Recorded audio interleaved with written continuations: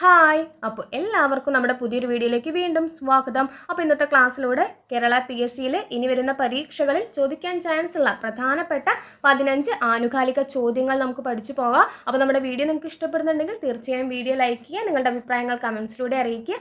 Channel subscribe ചെയ്യാതെ video കാണുന്നുണ്ടെങ്കിൽ please നമ്മുടെ ചാനൽ ഒന്ന് സബ്സ്ക്രൈബ് ചെയ്തും സപ്പോർട്ട് ചെയ്യുക കേട്ടോ. അപ്പോൾ ഓരോ ക്വസ്റ്റ്യനും ഇമ്പോർട്ടൻ്റ് ആണ്, കൃത്യമായി തന്നെ നോട്ട് ചെയ്ത് പഠിച്ചു വെക്കാൻ വേണ്ടി ശ്രമിക്കുക. അപ്പോൾ നമുക്ക് വീഡിയോ സ്റ്റാർട്ട് ചെയ്യാം. ആദ്യത്തെ ചോദ്യം നോക്കാം. 2025 ലോക പാര അത്ലറ്റിക് ചാമ്പ്യൻഷിപ്പിന്റെ ബ്രാൻഡ് അംബാസഡർ. 2025 ലോക പാര അത്ലറ്റിക് ചാമ്പ്യൻഷിപ്പ് ഓർത്തിരിക്കുക. 2025 ലോക പാര അത്ലറ്റിക് ചാമ്പ്യൻഷിപ്പിന്റെ ബ്രാൻഡ് അംബാസഡർ ചോദിച്ചാൽ കങ്കണ റണൌട്ട് ആണ്. കങ്കണ റണൌട്ട് ആണ് 2025 ലോക പാര അത്ലറ്റിക് ചാമ്പ്യൻഷിപ്പിന്റെ ബ്രാൻഡ് അംബാസഡറായി തിരഞ്ഞെടുക്കപ്പെട്ടിട്ടുള്ളത്. അപ്പോൾ ഓർത്തിരിക്കണം, 2025 ലോക പാര അത്ലറ്റിക് ചാമ്പ്യൻഷിപ്പിന്റെ വേദി എവിടെ വെച്ചാണ് 2025 ലോക പാര അത്ലറ്റിക് ചാമ്പ്യൻഷിപ്പ് നടക്കാൻ വേണ്ടി പോകുന്നത്?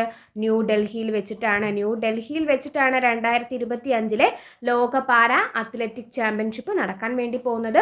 കൂട്ടത്തിൽ പഠിച്ചു വെക്കണം ഔദ്യോഗിക ചിഹ്നം. 2025 ലോക പാര അത്ലറ്റിക് ചാമ്പ്യൻഷിപ്പിന്റെ ഔദ്യോഗിക ചിഹ്നമായി തിരഞ്ഞെടുക്കപ്പെട്ടത് എന്താണ്? ഔദ്യോഗിക ചിഹ്നം വിരാജ് എന്ന ആനയാണ്. വിരാജ് എന്ന ആനയാണ് 2025 ലോക പാര അത്ലറ്റിക് ചാമ്പ്യൻഷിപ്പിന്റെ ഔദ്യോഗിക ചിഹ്നം. അപ്പോൾ നമ്മൾ പഠിച്ചു 2025 ലോക പാര അത്ലറ്റിക് ചാമ്പ്യൻഷിപ്പിന്റെ ബ്രാൻഡ് അംബാസിഡറായി തിരഞ്ഞെടുക്കപ്പെട്ടത് കങ്കണ റണൌട്ട് ആണ്. വേദി ചോദിച്ചാൽ ന്യൂഡൽഹിയാണ്. ഔദ്യോഗിക ചിഹ്നം വിരാജ് എന്ന ആനയാണ്. 2025 17ാം ബ്രിക്സ് ഉച്ചകോടിക്ക് വേദിയായത്. 2025 17ാം ബ്രിക്സ് ഉച്ചകോടി ഓർത്തിരിക്കുക. 2025 നടന്നത് 17ാം ബ്രിക്സ് ഉച്ചകോടിയാണ്. അപ്പോൾ 2024 നടന്നത് 2024 റഷ്യയിലെ കസാനിൽ വെച്ച് നടന്നിട്ടുള്ളത് 16ാം ബ്രിക്സ് ഉച്ചകോടിയാണ്. 16ാം ബ്രിക്സ് ഉച്ചകോടിയാണ് 2024 റഷ്യയിലെ കസാനിൽ വെച്ച് നടന്നിട്ടുള്ളത്. അപ്പോൾ 2025 17ാം ബ്രിക്സ് ഉച്ചകോടിക്ക് വേദിയായത് ബ്രസീലിലെ റിയോ ഡി ജനീറയാണ്. ഓർത്തിരിക്കുക, 2025 നടന്നത് എവിടെ വെച്ചിട്ടാണ്? ബ്രസീലിലെ റിയോ ഡി ജനീറയിൽ വെച്ചിട്ടാണ്. 2025 17ാം ബ്രിക്സ് ഉച്ചകോടിക്ക് വേദിയായത് ബ്രസീലിലെ റിയോ ഡി ജനീറയാണ്. അപ്പോൾ ബ്രിക്സ് എന്ന് പറയുമ്പോൾ ഓർത്തിരിക്കുക, ബ്രിക്സ് എന്ന സംഘടന രൂപീകൃതമാകുന്നത് 2009 അതിൽ സൗത്ത് ആഫ്രിക്ക അംഗമാകുന്നത് 2010 2010 സൗത്ത് ആഫ്രിക്ക അംഗമാകുന്നത്. നിലവിൽ 10 രാജ്യങ്ങളാണ് സംഘടനയിലുള്ളത് കേട്ടോ. സംഘടനയിൽ നിലവിൽ 10 അംഗരാജ്യങ്ങളാണുള്ളത്. 2025 ബ്രിക്സിൽ അംഗത്വം നേടിയ 5 രാജ്യങ്ങൾ കൂടി ഓർത്തിരിക്കണം. ഏതൊക്കെയാണ്? ഈജിപ്ത്,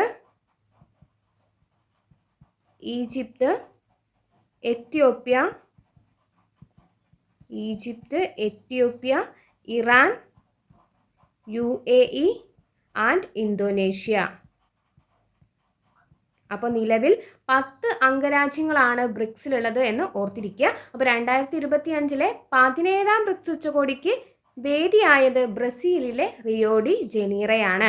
2025 നാറ്റോ ഉച്ചകോടിയുടെ വേദി. 2025 നാറ്റോ ഉച്ചകോടിയുടെ വേദി ചോദിച്ചാൽ എവിടെയാണ്? ഹേഗ്, നെതർലൻഡിലെ ഹേഗിൽ വെച്ചിട്ടാണ് 2025 നാറ്റോ ഉച്ചകോടി നടന്നിട്ടുള്ളത്. യാത്രക്കാരെ വഹിച്ചു പറന്ന ലോകത്തെ ആദ്യ വൈദ്യുത വിമാനം. യാത്രക്കാരെ വഹിച്ചു പറന്ന ലോകത്തെ ആദ്യ വൈദ്യുത വിമാനം ചോദിച്ചാൽ അലിയ CX-300. ഓർത്തിരിക്കുക, യാത്രക്കാരെ വഹിച്ചു പറന്ന ലോകത്തെ ആദ്യ വൈദ്യുത വിമാനമാണ് അലിയ CX-300. ഇന്ത്യയിലെ അതിദരിദ്രരില്ലാത്ത ആദ്യ ജില്ല. ഇന്ത്യയിലെ അതിദരിദ്രരില്ലാത്ത ആദ്യ ജില്ല ചോദിച്ചാൽ അത് കോട്ടയമാണ്. വളരെ ഇമ്പോർട്ടൻ്റ് ആണ്, പഠിച്ചു വയ്ക്കുക. ഇന്ത്യയിലെ അതിദരിദ്രരില്ലാത്ത ആദ്യ ജില്ലയായി തിരഞ്ഞെടുക്കപ്പെട്ടത് കോട്ടയമാണ്. ഇറാന്റെ ആണവ കേന്ദ്രങ്ങൾ ആക്രമിച്ച US സൈനിക നടപടി. ഇറാന്റെ ആണവ കേന്ദ്രങ്ങൾ ആക്രമിച്ച US സൈനിക നടപടിയുടെ പേര് ചോദിച്ചാൽ ഓപ്പറേഷൻ മിഡ് നൈറ്റ് ഹാമർ എന്നതാണ്. എന്താണ് ഓപ്പറേഷൻ മിഡ് നൈറ്റ് ഹാമർ? എന്നാൽ ഇറാന്റെ ആണവ കേന്ദ്രങ്ങൾ ആക്രമിച്ച US സൈനിക നടപടിയാണ് വ്യക്തികളിൽ നിന്നും ആദായ നികുതി ഈടാക്കുന്ന ആദ്യ ഗൾഫ് രാജ്യം. വ്യക്തികളിൽ നിന്നും ആദായ നികുതി ഈടാക്കുന്ന ആദ്യ ഗൾഫ് രാജ്യം ഒമാനാണ്. വ്യക്തികളിൽ നിന്നും ആദായ നികുതി ഈടാക്കുന്ന ആദ്യ ഗൾഫ് രാജ്യമാണ് ഒമാൻ. വേൾഡ് എക്കണോമിക് ഫോറത്തിന്റെ 2025 എനർജി ട്രാൻസിഷൻ ഇൻഡെക്സിൽ ഇന്ത്യയുടെ സ്ഥാനം. വേൾഡ് എക്കണോമിക് ഫോറത്തിന്റെ 2025 എനർജി ട്രാൻസിഷൻ ഇൻഡെക്സിൽ ഇന്ത്യയുടെ സ്ഥാനം ചോദിച്ചാൽ എത്രയാണ്? 71ാം സ്ഥാനമാണ് ഇന്ത്യക്ക്. വേൾഡ് എക്കണോമിക് ഫോറത്തിന്റെ 2025 എനർജി ട്രാൻസിഷൻ ഇൻഡെക്സിൽ ഇന്ത്യയുടെ സ്ഥാനം 71ആണ്. ഒന്നാം സ്ഥാനം ചോദിച്ചാൽ ഏത് രാജ്യമാണ്? സ്വീഡനാണ്. സ്വീഡനാണ് ഒന്നാം സ്ഥാനം. ഇന്ത്യയുടെ സ്ഥാനം 71ആണ്. സംസ്ഥാനത്തെ ആദ്യ ചിത്രശലഭ സങ്കേതം. കേരളത്തിലെ ആദ്യ ചിത്രശലഭ സങ്കേതം ചോദിച്ചാൽ ആറളം വന്യജീവി സങ്കേതമാണ്. ആറളം വന്യജീവി സങ്കേതം ഏത് ജില്ലയിലാണ്? ആറളം കണ്ണൂർ ജില്ലയിലാണ്. കണ്ണൂർ ജില്ലയിലെ ആറളം വന്യജീവി സങ്കേതമാണ് കേരളത്തിലെ ആദ്യ ചിത്രശലഭ സങ്കേതമായി തിരഞ്ഞെടുക്കപ്പെട്ടിട്ടുള്ളത്. ഹാരപ്പൻ സംസ്കാരത്തിന് 5000 വർഷം മുൻപുള്ള ജനവാസ കേന്ദ്രം കണ്ടെത്തിയത്. ഹാരപ്പൻ സംസ്കാരത്തിന് 5000 വർഷം മുൻപുള്ള ജനവാസ കേന്ദ്രം കണ്ടെത്തിയത് എവിടെയാണ്? ഓർത്തിരിക്കുക, ഗുജറാത്തിലെ കച്ചിലാണ് ഹാരപ്പൻ സംസ്കാരത്തിന് 5000 വർഷം മുൻപുള്ള ജനവാസ കേന്ദ്രം കണ്ടെത്തിയിട്ടുള്ളത്. സംസ്ഥാന ബാലാവകാശ സംരക്ഷണ കമ്മീഷൻ കുട്ടികൾക്കായി ആരംഭിക്കുന്ന ഇന്റർനെറ്റ് റേഡിയോ. സംസ്ഥാന ബാലാവകാശ സംരക്ഷണ കമ്മീഷൻ കുട്ടികൾക്കായി ആരംഭിക്കുന്ന ഇന്റർനെറ്റ് റേഡിയോ ആണ് റേഡിയോ നെല്ലിക്ക. കൂട്ടത്തിൽ പഠിച്ചു വെക്കുക, നിലവിലെ സംസ്ഥാന ബാലാവകാശ സംരക്ഷണ കമ്മീഷന്റെ ചെയർമാൻ. നിലവിലെ ചെയർമാൻ ചോദിച്ചാൽ ആരാണ്? നിലവിലെ ചെയർമാൻ KV മനോജ് കുമാറാണ്. KV മനോജ് കുമാർ പഠിച്ചു വയ്ക്കുക. സംസ്ഥാന ബാലാവകാശ സംരക്ഷണ കമ്മീഷന്റെ നിലവിലെ ചെയർമാനാണ് KV മനോജ് കുമാർ. അപ്പോൾ സംസ്ഥാന ബാലാവകാശ സംരക്ഷണ കമ്മീഷൻ കുട്ടികൾക്കായി ആരംഭിക്കുന്ന ഇന്റർനെറ്റ് റേഡിയോ ആണ് റേഡിയോ നെല്ലിക്ക. ശ്രീലങ്കൻ പാർലമെന്റ് ആദരിച്ച മലയാള നടൻ. ഈയിടെ ശ്രീലങ്കൻ പാർലമെന്റ് ആദരിച്ച മലയാള നടൻ ആരാണ്? ശ്രീ മോഹൻലാലാണ്. ശ്രീലങ്കൻ പാർലമെന്റ് ആദരിച്ച മലയാള നടൻ മോഹൻലാലാണ്. രാകേഷ് ശർമ്മയ്ക്ക് ശേഷം ബഹിരാകാശത്തെത്തിയ ആദ്യ ഇന്ത്യക്കാരൻ. രാകേഷ് ശർമ്മയ്ക്ക് ശേഷം ബഹിരാകാശത്തെത്തിയ ആദ്യ ഇന്ത്യക്കാരനാണ് ശുഭാംശു ശുക്ല.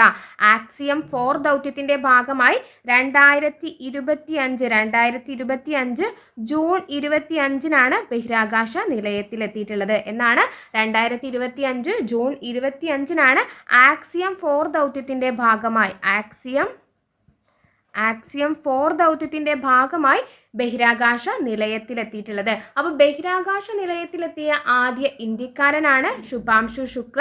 ബഹിരാകാശത്തെത്തിയ രണ്ടാമത്തെ ഇന്ത്യക്കാരനാണ്. മാറിപ്പോവരുത്, ബഹിരാകാശത്തെത്തിയ രണ്ടാമത്തെ ഇന്ത്യക്കാരൻ. ആദ്യത്തേത് ചോദിച്ചാൽ രാകേഷ് ശർമ്മയാണ്. അപ്പോൾ രാകേഷ് ശർമ്മയ്ക്ക് ശേഷം ബഹിരാകാശത്തെത്തിയ രണ്ടാമത്തെ അല്ലെങ്കിൽ ആദ്യത്തെ ഇന്ത്യക്കാരനാണ് ശുഭാംശു ശുക്ല.